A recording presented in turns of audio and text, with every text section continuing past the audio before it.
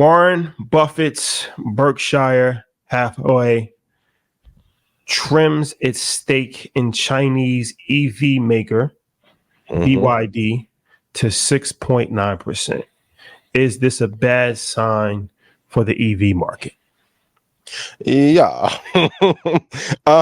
And Elon got that big payout. Oh man, my man hit the stanky leg on stage when he got his payout. Now he's talking about robots that he want to sell for 20,000. Now I got vilified for premium pricing. He want to sell you a robot that's going to do your dishes. Okay. One day we're going to have a great conversation about the malarkey. I'm gonna clean it up because I want YouTube to strike us behind the entire EV space. Does the EV space actually use more energy? And even though it's supposed to be a sustainable option, GM is eating Tesla's lunch for car company of the year. If you're looking based on returns, I like BYD.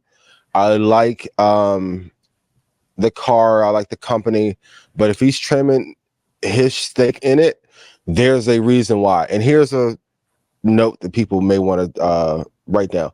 If Warren Buffett does something, it's usually because he has some inside information from Bilderberg Group, Council on Foreign Relations, or that government that we will never have access to probably 5 or 6 years later. I think the entire EV space is in shambles. And you know who helped kill it? Jensen. EV was the semiconductor space 4 years ago. Hasn't given the return. So Tesla's down. BYD, even though I think is a better company, the space overall is down. So I would be very cautious over the next couple of years if this sector is going to do well or not. All right. So this headline might be a little bit misleading. So bad sign. Anytime you're declining a position, I don't know if it's always a bad sign. So the position that they had prior to this was it was a 7% holding, right? 7%. Yep. They went to 7.3, right? No, 7 flat. Okay. It's at 6.9. Yeah. I'm not right. Now they bought, and he gives credit to rest in peace, Charlie Munger. This was all his brilliant idea. But BYD, solid company, like you just said. They actually passed Tesla to be the #1 battery powered vehicle in the world. They bought this in 2008. Since 2008, BYD has run up 600%. Yep. That's a large number. The investment was $230 million for 225 million shares. So they put $230 million. That's gone up 600%. They've taken some shares off the table.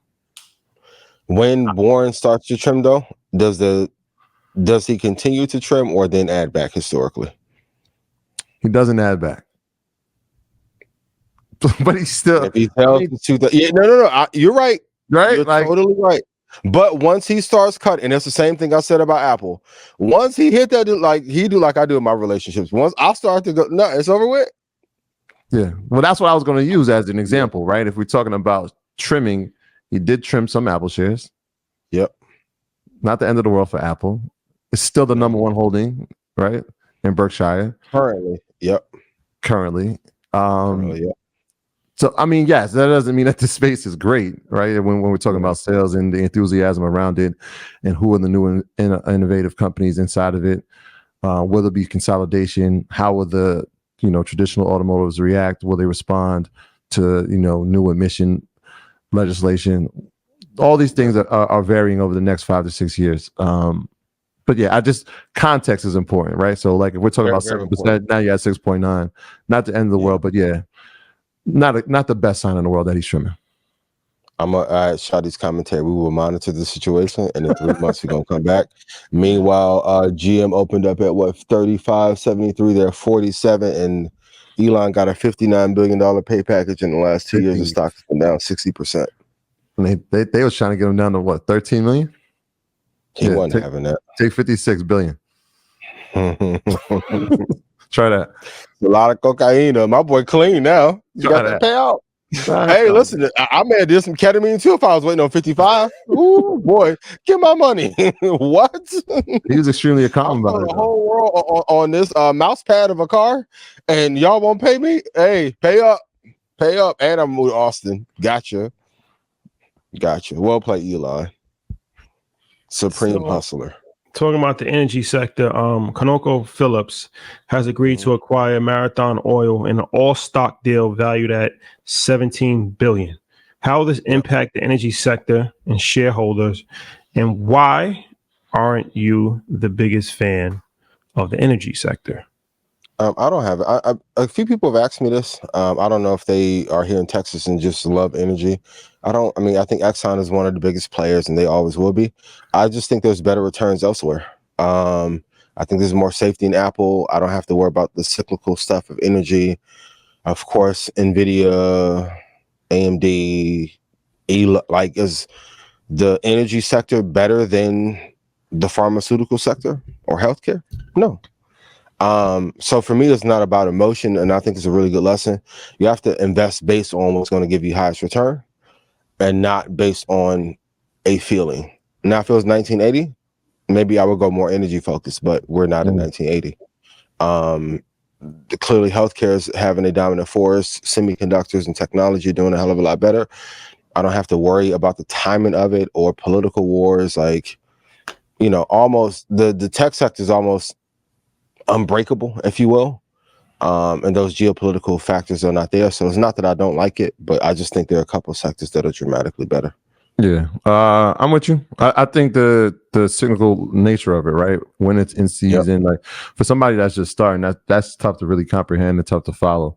But there's something interesting happening inside of the energy sector. I'm gonna run off some numbers for you to give context to it, right? So you spoke about Exxon. Exxon purchased Pioneer for $60 billion, right? $60 billion. Yep. Chevron is direct competitor, agreed to take over Hess for $53 billion.